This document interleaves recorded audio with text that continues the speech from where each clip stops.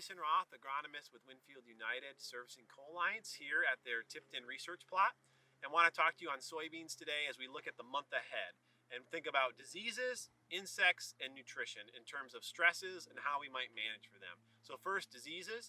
In 2018, we saw really heavy presence of Frogeye, and farmers that applied fungicides and insecticides saw really good returns on those.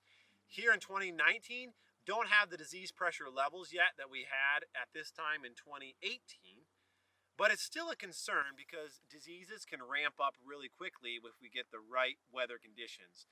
So for Frogeye leaf spot control, which is a pretty serious disease to manage, a couple things to keep in mind. You want to be running a mixed mode of action fungicide.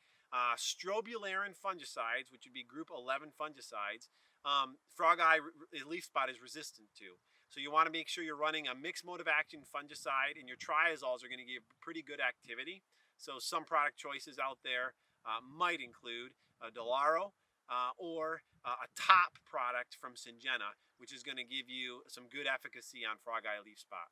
When we think about insects, we are seeing pretty heavy Japanese beetle pressure this year.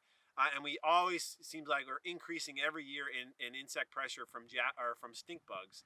Stink bugs seem to be moving north, coming up out of the south, and are giving us more and more pressure every year. And they're pretty destructive on soybeans because they feed on the pods. They pierce the pods and damage seeds.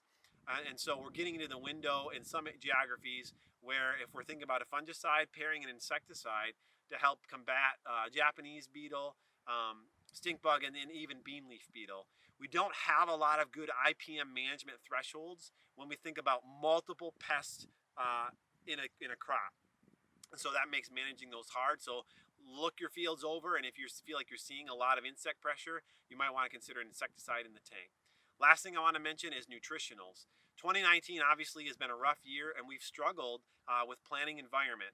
My concern as I think about nutritionals is that we have potentially soybeans that are not as well rooted this year as they have been in other years due to the soil environment we planted them into.